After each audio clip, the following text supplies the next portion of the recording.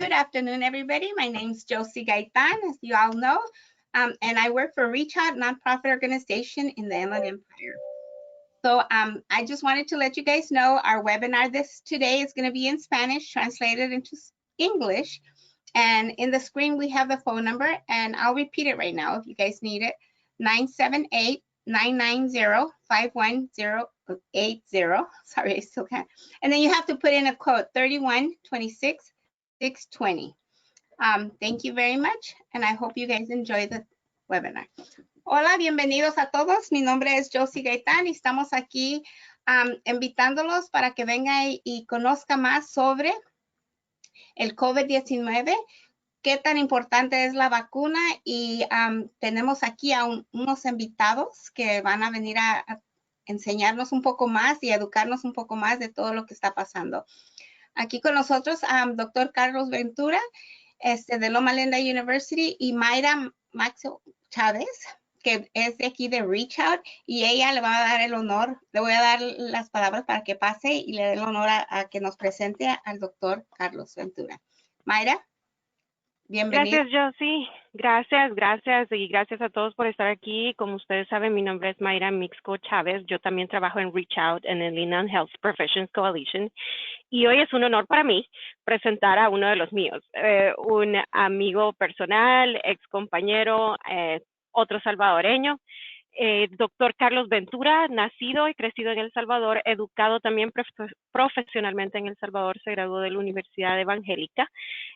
Cuando vino aquí, él se especializó en Family Medicine y es también tutor en esta rama. Trabaja en Inpatient Care, en Urgent Care con Loma Linda University. So, gracias por estar aquí, gran amigo, devoto padre, amado esposo. Gracias Carlos por tu tiempo, te lo agradezco y el terreno es tuyo. Muchas gracias. Bueno, vamos a empezar hablando de las vacunas que están habilitadas ahorita para el COVID-19. Sigamos con la siguiente slide.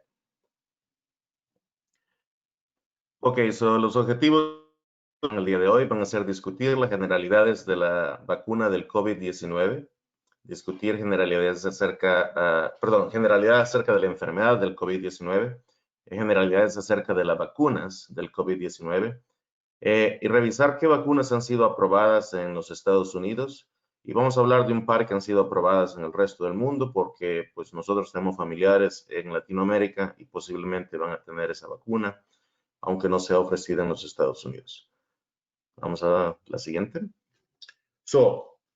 Primero hablemos del coronavirus, ¿no? El coronavirus es un virus muy común. Los virus generalmente se dividen de acuerdo a su tipo de ácido nucleico. Pueden ser virus RNA, o que es riboxynucleic acid en inglés, que es el ácido ribonucleico, y el DNA, que son virus más grandes, pero este en particular es un virus RNA. Para darles un ejemplo, el virus del herpes y la hepatitis B, esos son virus DNA, son virus más grandes.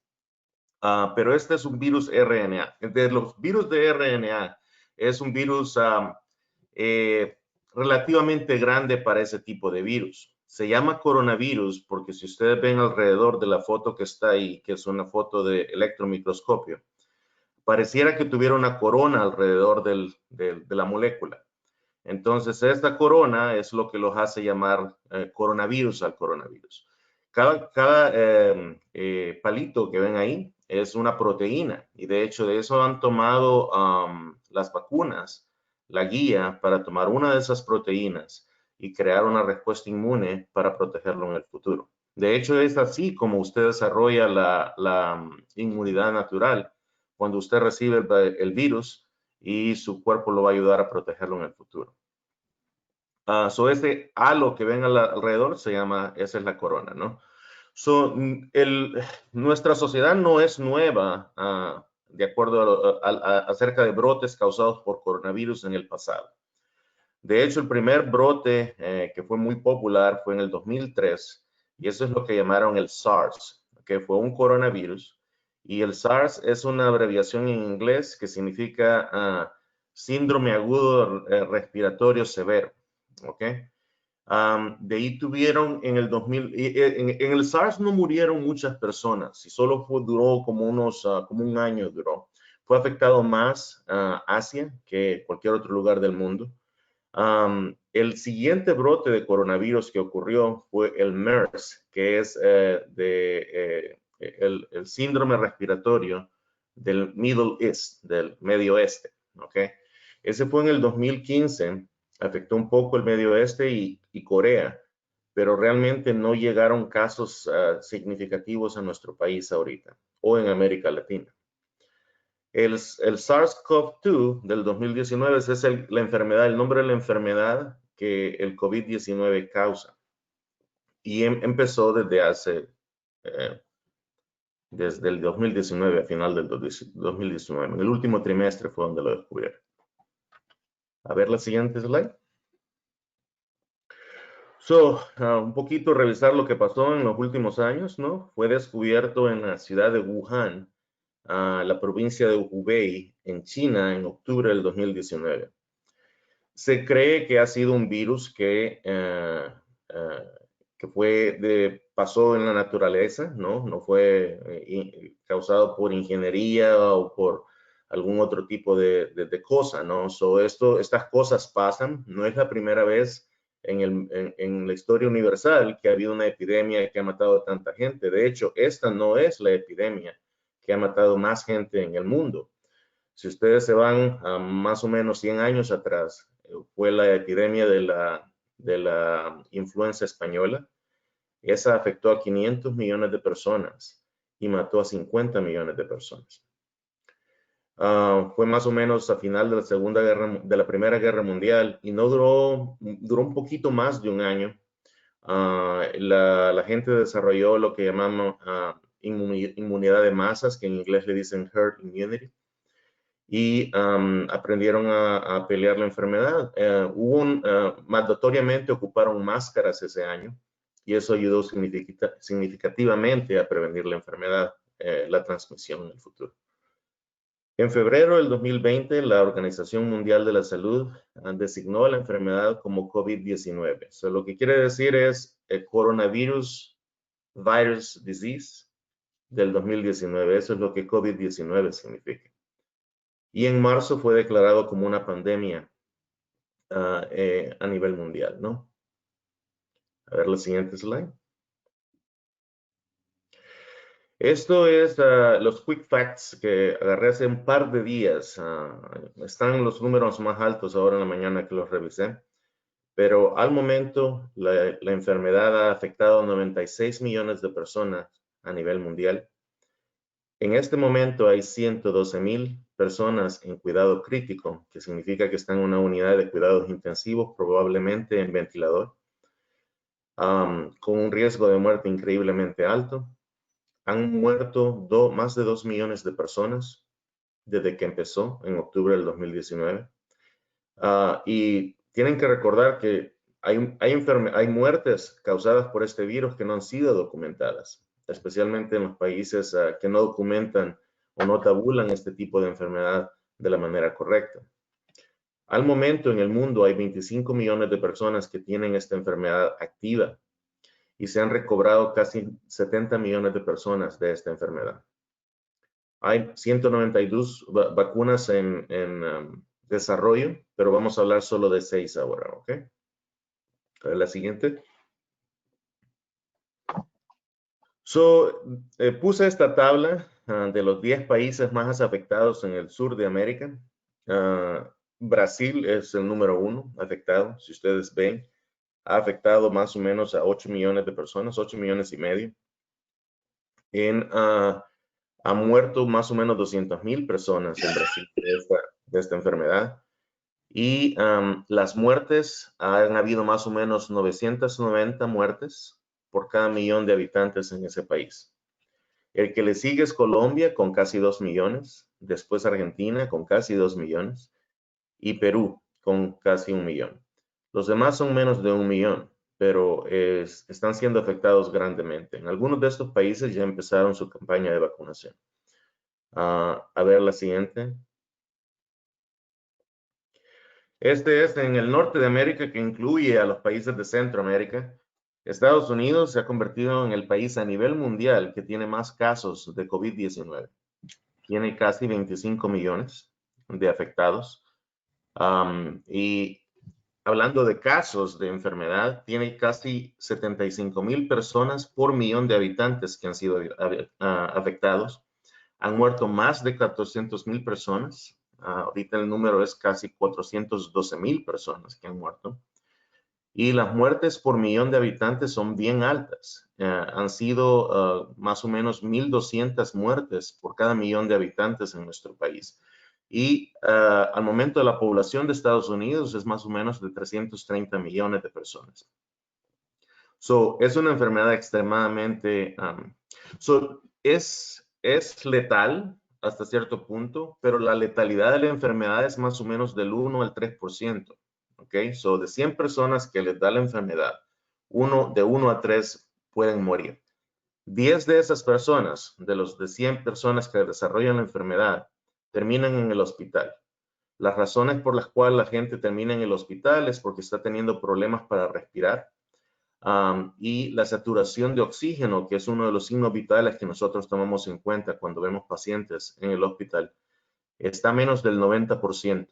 O están respirando de una manera que están usando músculos accesorios y eventualmente esos músculos accesorios se cansan y entonces empieza a tener un fallo respiratorio agudo. Las indicaciones para que alguien sea admitido al hospital es precisamente eso, ¿no? Si está usando sus músculos accesorios y teniendo un problema para respirar que está cansándose demasiado, o que la saturación de oxígeno es menos del 90% y requiere oxígeno. Sí hay algunos tratamientos que son efectivos contra el COVID-19, hay otros que no han sido probados que son efectivos, mas sin embargo algunos doctores los ocupan, especialmente afuera de los Estados Unidos. Y podemos hablar brevemente de ellos más tarde durante esta presentación. Si ustedes ponen atención en esta gráfica, el segundo en los países de Norteamérica que está siendo afectado por COVID-19 es México, pero solo tiene una fracción de los casos afectados en Estados Unidos. En México, más o menos 1.7 millones de personas han sido afectadas y han muerto significativamente más en proporción de los afectados. De acuerdo a los recursos que tienen en México, han muerto más o menos 140,000 personas de esto. ¿Okay? Más o menos la mitad de las personas, o un tercio de las personas que han muerto en los Estados Unidos. De ahí sigue Canadá, Panamá, República Dominicana y 2 países de Centroamérica, Costa Rica y Guatemala, con más casos. ¿Ok? A ver el siguiente. En los Estados Unidos, el estado más afectado al momento es California. Hay 3 millones de personas que han tenido la enfermedad y han muerto casi 35,000 personas de esta enfermedad solo en California. El que va en número 2, y la cantidad de muertos por millones de habitantes es de 872, que es mucho menos de la tasa de muerte de esta enfermedad en los otros estados del país. Y eso habla maravillas del sistema de salud que tenemos en California, que ha sido capaz de contener los casos severos y salvar mucha gente. Mas, sin embargo, ahorita los hospitales están saturados por 3 fenómenos que ocurrieron desde noviembre, que fueron 3 holidays grandes. Los holidays más grandes que hay pasan a final del año y la gente se reunió, y cuando uno está con familia es donde baja la guardia y no se pone máscara. Y una persona que tenía la enfermedad la transmitió a sus familiares y terminaron en el hospital. Los que eran con factores de riesgo, muchos no sobrevivieron. Y por eso ahorita los hospitales en el sur de Riverside, que es donde yo trabajo, están del 110% al 130% saturados, y las ICUs están a más del 100% de capacidad, llegando al límite casi del uso de ventiladores que tenemos habilitados para la gente. Cuando llenamos los hospitales de esta manera, ahí es cuando las muertes aumentan, porque no hay suficientes doctores para cuidar todos estos pacientes. Si usted cuando está en el hospital está acostumbrado a cuidar a 20 pacientes y de esos 20 pacientes tiene 3 o 4 que están bien enfermos y pasa a tener 30 pacientes o 25 pacientes y de esos la mitad están bien enfermos, es una gran diferencia. ¿Okay? Tenemos un personal de salud que está exhausto desde noviembre porque todos han agarrado turnos extra y han pasado más tiempo en el hospital del que deberían porque no dan abasto. Y hay muchas historias tristes que uno se encuentra de gente que fue a la iglesia, agarró la enfermedad ahí, el esposo murió, la esposa sobrevivió y ahora ella está solita, ¿no? Cosas así se ven todos los días. Y afecta más a nuestra comunidad. Los pacientes latinos tienen una tasa de muerte más alta que los pacientes blancos. Y el paciente afroamericano también se ve en las mismas circunstancias. Y es más que todo por los factores de riesgo que nosotros tenemos para desarrollar la enfermedad severa. Tenemos una prevalencia más alta de diabetes, una prevalencia más alta de enfermedad del corazón. Y el COVID es una enfermedad tan mala de tener que cuando usted la toma, no solamente le va a dar problemas respiratorios, le incrementa las chances de tener ataques al corazón y strokes, que es algo que no se había visto en el pasado. Por ejemplo, la influenza no hace eso, pero el COVID-19 sí puede ser capaz de darle un stroke a una persona por las diferentes cadenas de inflamación que desarrollan adentro del cuerpo. En la lista el siguiente es Texas, después va Florida, después Nueva York y después Illinois. Todos ellos tienen más de 1 millón de casos, ¿ok? Pero California es el único que tiene 3 millones de casos al corriente. ¿Ok? Vamos a ver la siguiente slide. Hablemos un poquito de la vacunación ahora, ¿no? La vacunación no es algo nuevo, ¿ok? La vacunación viene de Edward Jenner, que es el que está en esa foto ahí, vacunando a un niño para la viruela. ¿Okay? La viruela, que en inglés es pox, era una enfermedad muy severa. Era una enfermedad viral. Se cree que la viruela fue la responsable de matar al 90% de la población nativa americana cuando los inmigrantes de Europa vinieron a este continente. Era extremadamente letal. Entonces, Edward Jenner, lo que ven ahí en la foto, está inoculando a un niño con la viruela de las vacas. Por eso el nombre de vacunación viene de ahí, porque vacuno en latín significa vaca. Y de ahí le empezaron a llamar ese tipo de técnica vacunas o vaccine en inglés. Pero técnicamente una vacuna es una preparación destinada a generar una inmunidad contra una enfermedad, estimulando la producción de anticuerpos. Los anticuerpos son proteínas que su cuerpo va a producir, que le dicen a su sistema inmune cómo desarrollar una respuesta inmune efectiva a la gente para el cual están peleando. ¿Ok? Cuando alguien no tiene inmunidad contra una enfermedad y es la primera vez que se va a enfrentar a esa enfermedad, su sistema inmune realmente no tiene un plan de batalla para pelear contra ella. Y a veces la respuesta inmune que genera causa más daño que beneficio. Al tener una enfermedad por primera vez y sobrevivirla, su cuerpo desarrolla inmunidad, que es como un plan de batalla para la siguiente vez que se encuentren con esa enfermedad, y desarrollan mucho más efectiva la respuesta inmune o la manera como pelearon contra la enfermedad. Por ejemplo, si alguien le da naturalmente varicela, ¿no? Que es el chickenpox, la primera vez que le da la enfermedad va a tener lesiones en todo su cuerpo. El chickenpox es un tipo de virus del herpes, es el virus del herpes tipo 3.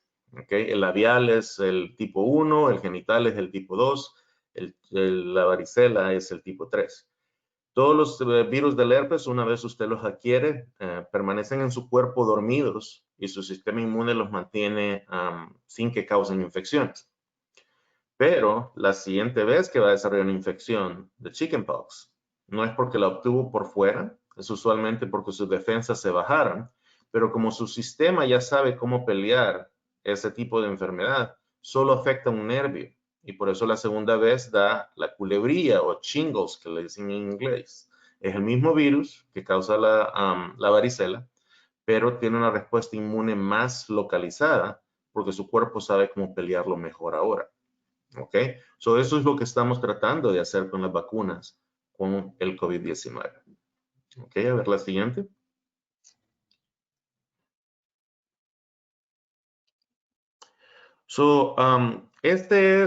Vacunas, no, como le dije, no es algo nuevo, no es algo nuevo. Si tiene niños pequeños, este es el esquema de vacunación de la CDC para el año pasado, todo no ha cambiado para este año. Y todas esas abreviaciones son diferentes vacunas que los niños reciben. Por ejemplo, la Hep B, reciben 3 dosis de hepatitis B, causando una inmunidad cerca del 100%. El RV, el RV que aparece ahí es el rotavirus, ese es un virus que causa diarreas. Entonces, los niños menores de 6 meses obtienen 3 dosis de este tipo de vacuna. Es una vacuna oral, se la toman. El DTaP que sale ahí es para difteria, tétanos y tosferina, que es el pertussis que le dicen en inglés. Tienen el hemófilos influenza tipo B. La mayoría de estas enfermedades son enfermedades respiratorias, ¿no? Que solían causar muchas muertes en la infancia y por eso tenemos un esquema de vacunación tan estricto, porque realmente ha salvado muchas vidas, considerando las cuales se perdieron cuando no habían vacunas para esto. El que dice PCV13 es una vacuna para neumonía de un tipo de bacteria que se llama neumococo. La que dice IPV es para el polio. ¿Ok? De ahí tenemos la MMR o la MMR, que es para las paperas, la rubiola y el sarampión. Hay una vacuna para la varicela que se pone después de los 12 meses. Y hay una vacuna para la hepatitis A también. Hay otros esquemas de vacunación para gente que viaja, para gente que está en las Fuerzas Armadas, dependiendo del país a donde van a ir. Estas vacunas, la vacunación, lo que trato de decir es que es algo normal y así debemos de verla como algo normal. ¿Ok? A ver el siguiente. Ok, ahora vamos a hablar de las vacunas para el coronavirus, ¿no? No encontré slides que estuvieran en español, pero vamos a tratar de describir lo que ven enfrente de ustedes ahorita, ¿no? La primera es la vacuna de Pfizer y BioNTech. Esta vacuna ocupa una tecnología nueva, ¿ok? Que es el mRNA, que es el messenger RNA o el RNA mensajero. Para que ustedes entiendan, en su código genético, como dijimos al principio, hay dos tipos de ácidos, ¿no? El DNA y el RNA. El DNA es bien grande, si se ponen a pensar en esto, trae las instrucciones de cómo hacer cada proteína de su cuerpo en ese código genético. El RNA es el que va a ese libro grandote que tiene todas las recetas para hacer estas proteínas y saca una receta y hace esa proteína. Esta RNA mensajero que ven ahí trae las instrucciones para crear una proteína alrededor del coronavirus, de las que tiene el coronavirus, que es responsable de causar una respuesta inmune. ¿Ok? Esto no tiene absolutamente nada que ver con el virus. No le están inyectando el virus, le están inyectando en su cuerpo las instrucciones para crear esa proteína que va a causar esa respuesta inmune que es sumamente efectiva. La eficacia al tener dos vacunas, de la vacuna de Pfizer, de este tipo de tecnología de RNA mensajero, es cerca del 95% a la semana de haber tenido la segunda dosis. Con una dosis tiene una efectividad de casi el 70%. Eso es mucho mejor que las vacunas del flu. La vacuna de la influenza del año, este año no hemos tenido tanta influenza porque la gente está ocupando máscaras. Yo solo he visto 2 casos de influenza desde que empezó la season de influenza. Y los vi al principio en octubre y no he visto ninguno más porque la gente está ocupando máscaras. Entonces, es un beneficio que hemos ganado, que no hemos tenido. Estamos preocupados al principio del invierno porque en los hospitales, siempre en el invierno, hay muchos casos de influenza que terminan en el hospital. Con el COVID-19 que tenemos ahorita, el COVID-19 y la influenza, estamos preocupados que los dos iban a juntar y vamos a tener pacientes sumamente enfermos. Hasta ahora no ha pasado, pero sí pasó lo del COVID-19, pero no pasó lo de la influenza, gracias a Dios. Entonces, esta fue la primera vacuna aprobada en los Estados Unidos. Fue aprobada más o menos a la mitad de diciembre. Pasó las 3 pruebas que necesitan pasar para las pruebas clínicas, que le llaman en inglés las clinical trials, y la FDA lo aprobó. Estados Unidos compró 100 dosis de esta vacuna, pero están pensando en comprar muchas más. Y la Unión Europea es el otro que ha comprado muchas de estas vacunas, compró 200 millones. El costo de la vacuna es más o menos de $20 por dosis. Y esto solo es importante para los países que la están comprando, ¿ok? Porque esto no va a tener un costo para la persona que lo recibe, ¿ok? Esta vacuna va a ser absolutamente gratis. Y como les dije, esta requiere 2 dosis. La de Pfizer, la primera dosis cuando la obtengan, ¿no? La segunda dosis va a ser 3 semanas después de la primera dosis, ¿ok? De hecho, esta vacuna ya la recibí yo. Tuve las 2 dosis. Sí hay unos efectos adversos que pasan con la vacuna, pero comparado a terminar en el hospital muy enfermo por recibir la infección y no tener la vacuna, es más beneficioso hacer eso. Vamos a hablar de los efectos adversos más tarde. Ok, vamos a ver el siguiente. La siguiente es Moderna, ok. Esta es una vacuna 100% americana. Ocupa la misma tecnología que mencionamos con la de Pfizer, ok. Y la eficacia es casi similar, al 95% después de 2 dosis. Fue aprobada por la FDA como 1 o 2 semanas, una semana me parece, después de la de Pfizer. Y el costo también requiere 2 vacunas, dos dosis, y el costo por dosis es un poco más alto, es más o menos $33 por dosis. Y los países que han comprado más esta vacuna son la Unión Europea con 160 millones, los Estados Unidos con 100 millones y Canadá con 40 millones. Now, si compran 100 millones de dosis, eso alcanza para 50 millones de personas porque necesitan 2 dosis, ¿no? Ok, a ver el siguiente. Esta es otra vacuna que ha sido aprobada. Me parece que todavía no le han dado el ok a la FDA para que sea ocupada en los Estados Unidos, pero en el resto del mundo ya está siendo ocupada. Esta vacuna ocupa un virus con material genético similar al COVID-19 que se lo va a poner adentro de sus células en el DNA y va a producir la misma reacción de una respuesta inmune que va a desarrollar inmunidad en el futuro.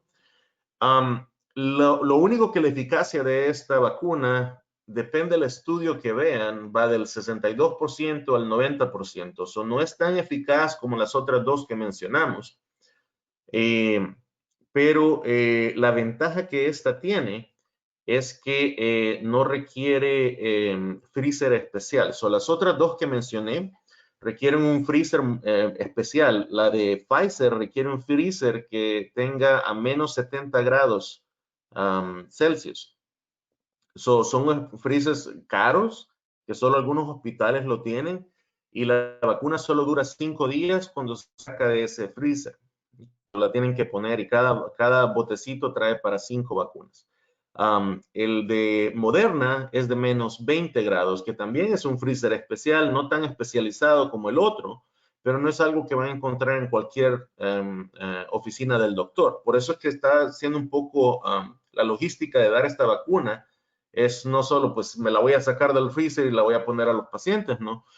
Necesitan estos freezers, de ahí se tiene que sacar las dosis que van a pensar que van a ocupar y ocuparlas, ¿no? Porque imagínense perder dosis que no fueron dadas a pacientes es lo peor que pueden hacer, ¿no? Esta no requiere eso. Esta puede estar en el freezer normal. Entonces, las dosis son mucho más bajas, lo que las hace accesibles a países de Latinoamérica. Requiere 2 dosis, pero cada dosis vale $4, que me parece que es una de las más baratas que está. La Unión Europea compró 400 millones de esta vacuna. Los Estados Unidos han comprado también 300 millones de esta vacuna. Y esta es la principal vacuna que está siendo usada en el Reino Unido, en Inglaterra, porque la Universidad de Oxford con AstraZeneca la crearon. A ver la siguiente. Esta todavía no ha salido, pero la están a finales de este mes es que están pensando en sacarla. Es la de Johnson & Johnson. Esta ocupa un virus del catarro común para meter material genético en el cuerpo de otra persona y generar la respuesta inmune, que no es algo poco común cuando se hacen vacunas que se haga eso. Todavía no ha terminado su fase 3 o no tenemos la información de qué tan eficaz es esta vacuna, pero va a requerir solo una dosis. Y me parece también que es un freezer normal que necesitan para esta. Y solo cuesta $10 la dosis. Ok, esas son las 4 que están pensando usar. Bueno, 2 de ellas ya están usándose en Estados Unidos. A ver la siguiente. Estas son la de China, que se llama la Sinovac, y la de Rusia, que se llama Sputnik 5. Okay. La Sinovac es una vacuna que ocupa el virus muerto del COVID-19. ¿Ok? Y eso es lo que se ocupa para desarrollar una respuesta inmune. Hay riesgos cuando se ocupan este tipo de vacunas, pero no son poco comunes. Por ejemplo, la vacuna de la polio. El polio también es un virus. La vacuna de polio que ocupamos en Estados Unidos es una vacuna inactivada, así como esta, que es el virus muerto que lo inyectan a uno y eso genera la respuesta inmune. La eficacia, pues, no es muy buena, es del 50 al 70%, pero es mejor que nada, ¿no? Y países como Indonesia y las Filipinas y China son los que están recibiendo esta vacuna más y la están ocupando en este momento. El costo por dosis es más o menos $5 y se requieren 2 dosis para este tipo de vacuna. La última es la vacuna de los rusos, que es la Sputnik. Ocupa un adenovirus, ¿ok? Para inyectarle el material genético para generar, es parecida a la de Johnson & Johnson, ¿no? Material genético que va a generar la respuesta inmune. Documentan una eficacia del 91%. Hay un poco de crítica acerca de los estudios que fueron hechos para esta vacuna, porque no fueron tan abiertos o hay muchas cosas que no sabemos. Salieron con ese número, pero no sabemos cómo llegaron a ese número. Rusia dice que es 91%, pero no hay manera de comprobarlo. Han tenido, los compradores más comunes han sido Brasil, Argentina, Bolivia y la India. El costo por dosis es más o menos $10 y las dosis requeridas son 2 para obtener la inmunidad del 91%. Ok. Veamos el siguiente. ¿Cómo determinamos quién va a recibir la vacuna, no? Hay unas fases de prioridad para la vacunación del COVID-19.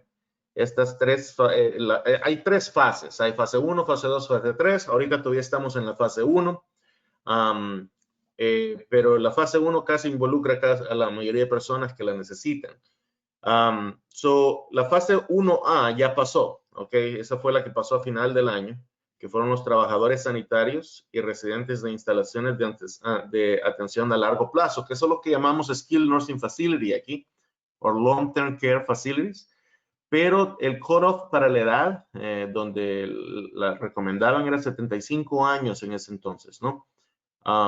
Y digo ese entonces, si fue hace un mes, donde empezaron la vacunación, todos los pacientes, las personas que que la necesitaron, y los trabajadores sanitarios son los trabajadores que trabajan en unidades de COVID-19, así como la que trabajo yo en los hospitales, fueron los que fueron la primera línea.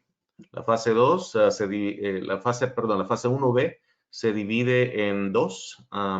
La fase 1B, nivel 1, es personas de 65 años o personas con riesgo de exposición de acuerdo a su trabajo, como policías, paramédicos, bomberos, profesores.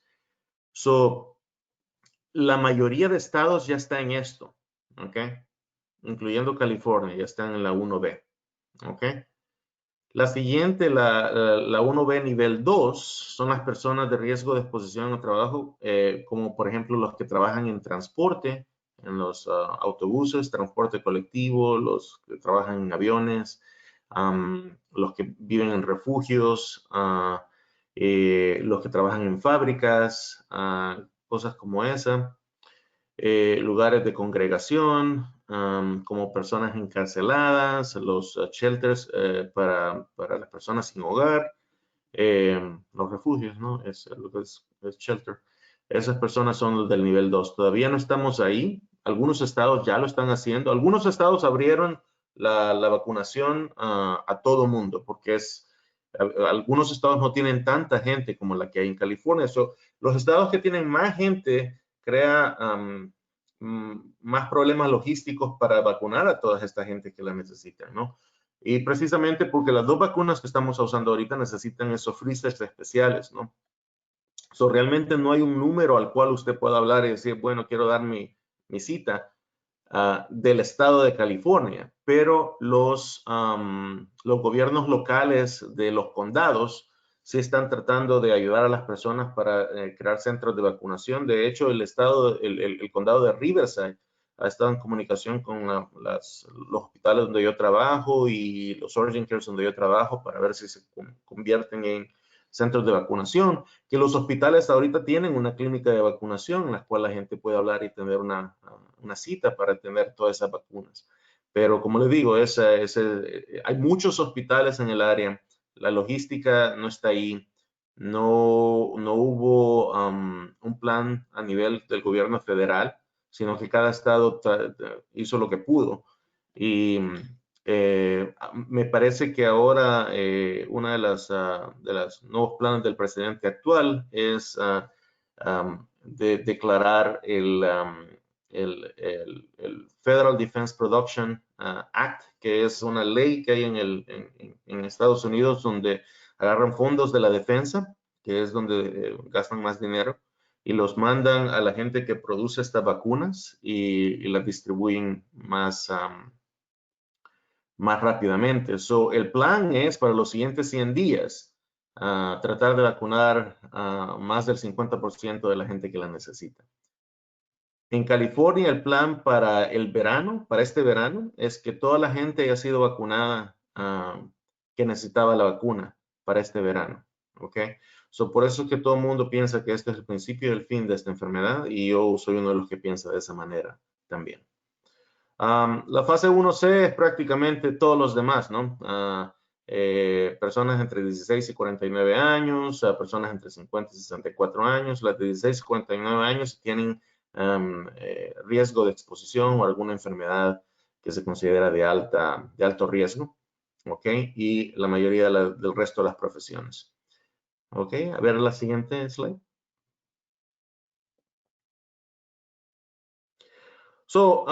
Sí dan efectos adversos la vacuna. Quizás el principal es la inflamación de donde le ponen la vacuna. El dolor dura como 2 días, pero como les digo, es un precio pequeño que hay que pagar. Sí pueden dar fiebre y escalofrío. A mí me dio con la segunda dosis un poco de fiebre y escalofrío. Y con las dos vacunas sí me dio cansancio. Los efectos adversos solo duran más o menos 2 días. Después ya se siente bien. No han revelado lo peor que ha pasado de gente que le ha dado una cosa llamada parálisis de Bell, pero es extremadamente pequeño el número.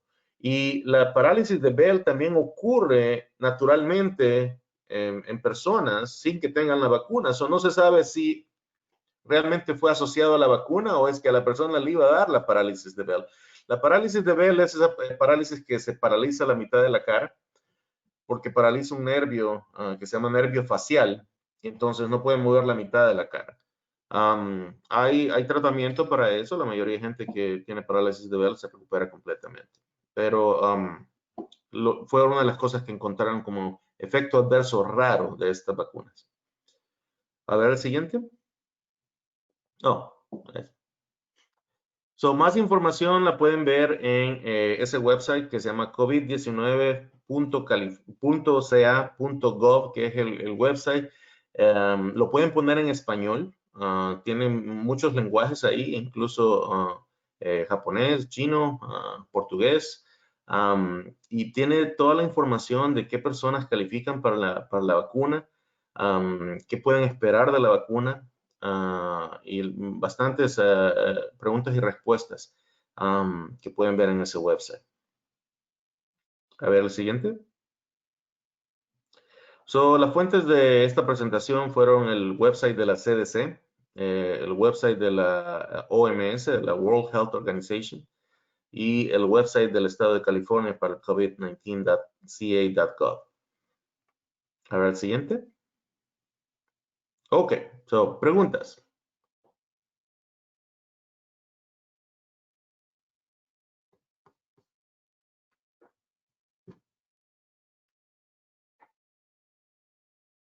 No le oigo, Josie. Que muchas gracias por todo, Okay. por la información. Vamos a ver si tenemos preguntas. Yo tengo varias preguntas. Jesús, ¿tienes preguntas tú primero? Buenas información. Todavía no han llegado. No ha llegado, ok.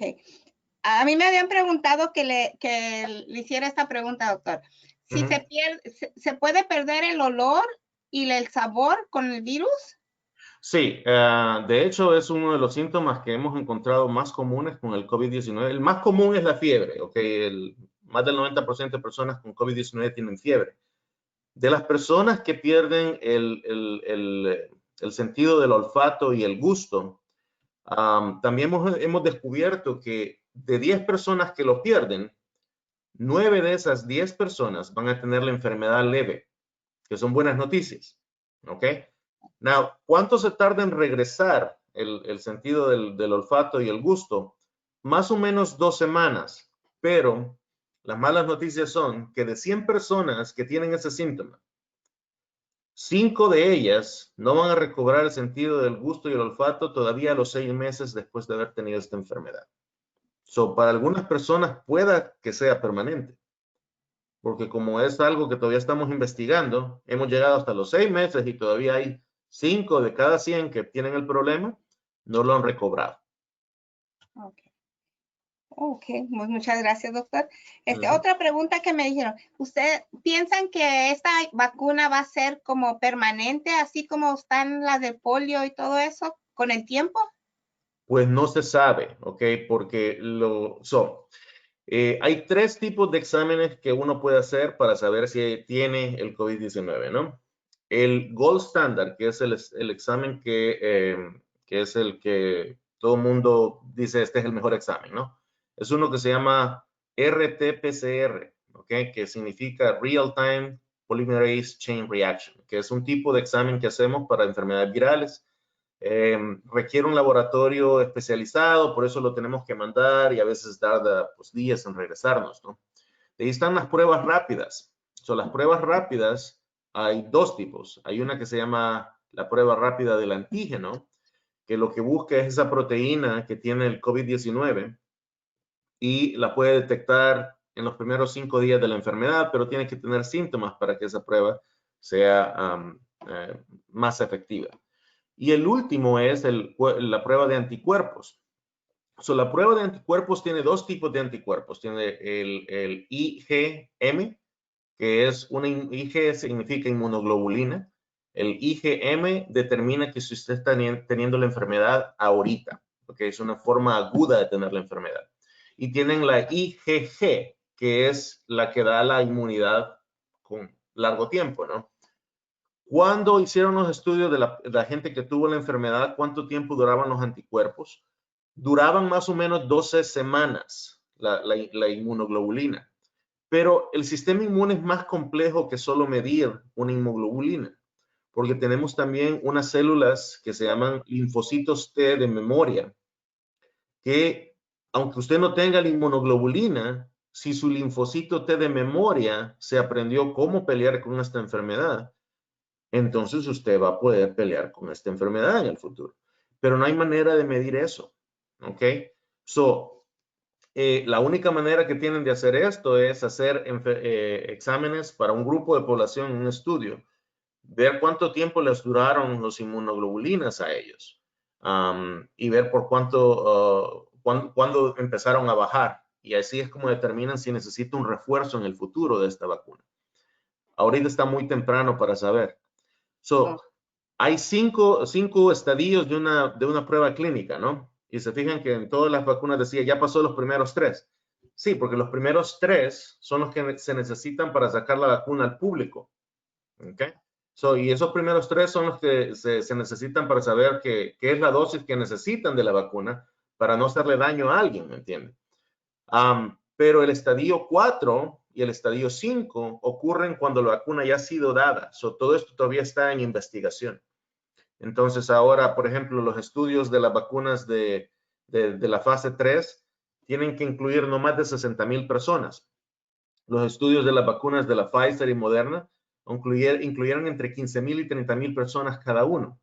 Pero ahora se ha hecho release esta vacuna a millones de personas. Ahora tienen que observar estos y ver qué pasa. ¿Ok? Ok, gracias, doctor. Entonces, entendí bien. Se me hace que escuché que dijo que era mejor que nos diera el virus para pues, poder.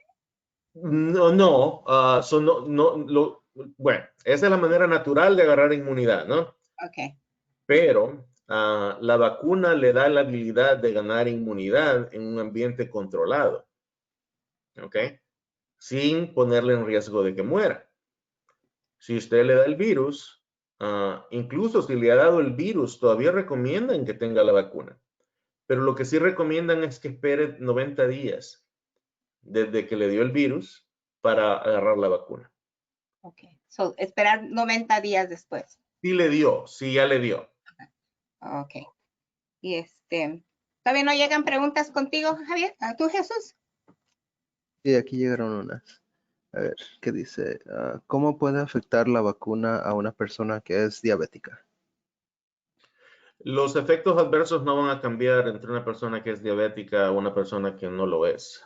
Son los mismos efectos adversos. Ahora, ¿cómo puede afectar una enfermedad, un virus, una infección del virus del COVID a una persona que es diabética versus a una que no es? La persona que es diabética es un factor de riesgo y tiene más chances de que le dé la enfermedad severa. Aquí tengo otra. ¿Recomienda la vacuna para mujeres embarazadas o hay algunos riesgos para mujeres que están planeando quedar embarazadas? No para la que está planeando quedar embarazada, pero la que sí está embarazada, en el estudio de Moderna, del Messenger RNA, la vacuna, no hubo, 3 personas quedaron embarazadas, ninguna tuvo ningún daño. La recomendación actual es, bueno, ¿qué tipo de población es esta persona que está embarazada? Es un tipo de población de alto riesgo, que tiene enfermedades de alto riesgo o una profesión de alto riesgo. Esta persona es un doctor que trabaja en la unidad de COVID o es un paramédico, ¿no? Ese tipo de personas sí la debería de tener, pero siempre tiene que ser una conversación que tengan con su obstetra. Pero hasta ahorita no se ha demostrado que pueda causar daño, pero los estudios no fueron enfocados en personas que fueran embarazadas. ¿Ok? Lo mismo pasa con la edad. Por ejemplo, la vacuna de Pfizer fue el cutoff para los pacientes jóvenes era 16 años, para la de Moderna fue 18. Ahorita están teniendo un estudio en los primeros 3 meses del año la vacuna Moderna para pacientes entre 12 y 18 años, para ver cómo se comporta y a ver si la aprueban para pacientes que empiecen a los 12 años para tenerla. Okay. ¿Tienes otra pregunta? Sí. ¿Cómo es que esta vacuna se creó tan rápido y las otras y la otra tipo de vacuna como del SIDA no han elaborado. Me preocupa la rapidez en que se creó. Afortunadamente, la vacuna del coronavirus es más fácil que hacer que la vacuna del VIH. Lo que pasa con el VIH es que el virus muta muy rápidamente. Entonces, las proteínas por las cuales uno puede hacer la vacuna, si el virus continuamente muta, no pueden hacerse. ¿Ok? So, esa es la razón. Es como decir, bueno, yo puedo exprimir limones con este exprimidor de limón, pero no me sirve para esta sandía, ¿no? Estamos hablando de cosas diferentes, ¿ok?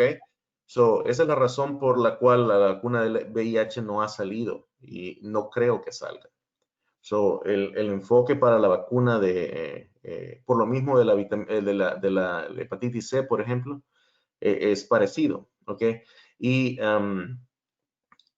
esa es la razón. No, esta vacuna no fue sacada tan rápidamente. Son los estudios, cuando empezó la enfermedad, fue cuando la sacaron y empezaron a hacer los estudios. La parte que fue rápida fue la parte de la aprobación, ¿ok? Porque hicieron, la FDA está ahorita en el sistema de emergencias, por lo mismo que hubieron un montón de tests que fueron aprobados rápidamente. Por lo mismo del estado de emergencia.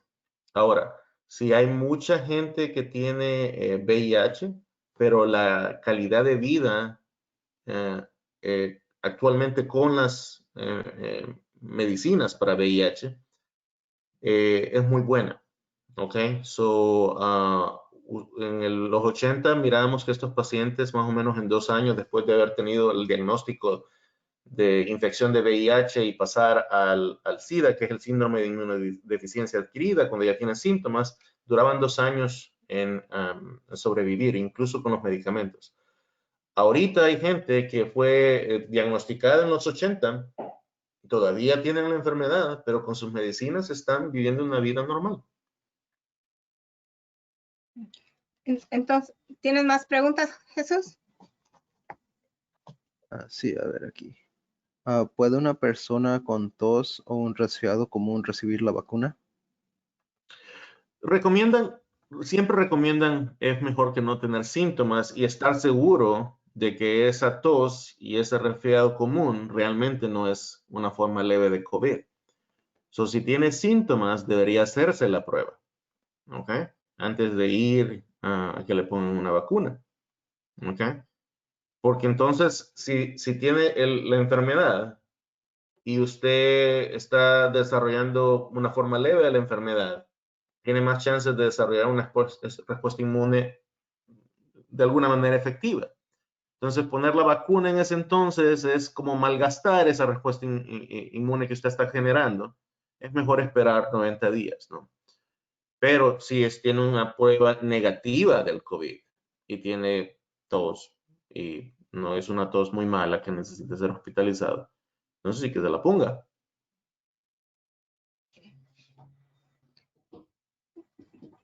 ¿Tienes más? Es que la otra vez estuvimos haciendo las preguntas que me habían mandado y después a las que estaban escuchando no las dimos. A ver aquí. Okay. Está en inglés. Does this vaccine have MRC5 in it? MRC5. MRC5. ¿Qué es el MRC5? No sé. No sé. No sé si la tiene. Pues sí, la persona que hizo la pregunta, si pueden poner en el chat qué es el MRC5, la podemos decir mejor. Podemos decirle. Doctor, ¿por qué piensa usted por qué hay unas personas que las que tienen diabetes o alguna otra enfermedad son las que lo atacan más al COVID? ¿Por eso es que fallecen o es normal, o sea, según lo que su cuerpo pueda resistir? La diabetes de por sí es una enfermedad autoinmune, ¿ok? Es un factor de riesgo de inmunidad, es lo que quiero decir. No es una enfermedad autoinmune, no es que al tener diabetes su cuerpo está causando la diabetes. Pero al tener diabetes su respuesta inmune es significativamente menos efectiva. Por eso es cuando los pacientes con diabetes les da una úlcera en el pie, ¿no? Pueden desarrollar unas infecciones que se van para el hueso y a veces hay que amputar el pie. Porque no son capaces de desarrollar una respuesta inmune y los vasos sanguíneos que tienen ellos no son muy efectivos como para llevar la respuesta inmune deseada al lugar que se necesita. La diabetes es un factor de riesgo por ese punto de vista. La obesidad es un factor de riesgo porque la obesidad causa una continua respuesta inflamatoria y eso afecta cuando uno tiene una infección. ¿Ok? Las infecciones usualmente tienden a ser más severas. También pacientes con obesidad y diabetes a veces coexisten, ¿no? Y los pacientes con obesidad, al tener una enfermedad que va a afectar su sistema respiratorio, por lo mismo de tener la obesidad, para ellos es más difícil respirar. Se recuerda que le dije que uno a veces ocupa músculos accesorios para respirar. Y si usted exhausta esos músculos y se le cansan y ya no puede seguir, entonces le va a costar respirar y va a necesitar ocupar un ventilador. Entonces, por eso cuando les pega el virus y dura bastante para que puedan respirar bien, ¿les puede durar el sistema? Sí, eso es lo que estamos viendo y por eso los hospitales se están llenando. Un paciente crítico de COVID tiene dos salidas, ¿no? O se recupera o no se recupera y se muere, ¿no? Pero el average que están pasando en el hospital cuando ya llegaron a la unidad de cuidados intensivos es más o menos 20 días en cuidados intensivos. ¿Ok? Y de ahí pues lo bajan a los pisos de menor nivel de cuidado y ya los pueden mandar a la casa cuando ya pueden respirar con oxígeno, pero no tiene que pasar más de 5 litros por minuto. ¿Ok? Se les puede mandar a la casa con un tubito con oxígeno para que sigan su recuperación en la casa, pero hay veces que están débiles por una hospitalización larga y les pega una neumonía de bacterias y se vuelve complicado. Ok. ¿Tienes más preguntas, Jesús? Gracias, doctor. A ver, deja miro aquí. Okay, aquí llegó otra en inglés. Is it true that we have a 99.9 chance of surviving COVID-19? Es como 97 al 99%, es como el 97 al 99%. Se recuerda que les dije que tiene una letalidad de más o menos del 1 al 3%, pero el 1 al 3% de 1.000.000 de personas, ¿cuánto es? 3. Es como 10,000 a 30,000 personas. Ok. Bastante. Se oye bonito decir, 99% la va a librar, pero ¿a cuántos le ha dado? ¿Verdad? Al principio la comparaban con la influenza. Decían, sí, la influenza da un montón de casos al año, mata 80,000 personas al año. ¿Cuántos llevamos ahorita? 400,000. Más de 5 veces. Bastante. Si le pega a uno el virus, ¿le puede volver a pegar? ¿Es más fuerte o más débil? No, eso es menos fuerte. Y desgraciadamente sí se puede pasar. Han habido unos casos aislados de que eso ha ocurrido. Pero es lo mismo que le digo, es tan nueva que no tenemos tanta información todavía. ¿Okay? Pero sí, ha habido gente que le ha dado más de una vez. No es común, ¿no? Es muy raro. Okay. Pero no es más peligroso si le pega la No es más fuerte, a menos que la primera vez lo dejó, porque eso es lo que pasa. También el COVID-19 puede dejar unas secuelas muy, muy malas. Hay gente que les ha afectado el corazón y les dio falla cardíaca. Hay gente que le causó cicatrices en sus pulmones y ahora sus pulmones nunca van a volver a ser iguales. ¿Okay? So, a esa específica persona, si le vuelve a dar, ahora está peor que cuando le dio la primera vez. Entonces es probable que le cueste más.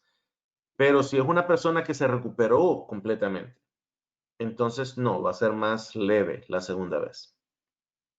Okay. ¿Tienes más preguntas, Jesús? Unas más, pero no sé si tenemos tiempo ya. Una más, una más. Una más, ok. A ver aquí. Después de una persona entubada en el hospital, fue mandada a casa con oxígeno, ¿puede contagiar a otras personas? So, depende. Ok, so, la CDC recomienda una cuarentena para la enfermedad leve de 10 días desde el inicio de los síntomas y que no tengan fiebre. Pero siempre tienen que ocupar su máscara. Para personas que le dio severamente la enfermedad, es de 20 días hasta 21 días. Pero si están teniendo todavía fiebre, entonces son contagiosos. So, es un caso de caso a caso. So, cuando una persona ha sido de alta de regreso, a menos que le hayan repetido el examen y le salió negativo, todavía tienen el potencial de ser infecciosos. Ok. Pues muchas gracias, doctor. Estamos muy agradecidas que haya venido y esperamos que vuelva y nos visites seguido para traernos más información sobre todo lo que usted ha aprendido o puede venir a educar un poquito más en diferentes temas. Le agradecemos mucho que haya tomado su tiempo para venir y acompañarnos y darnos toda esta información.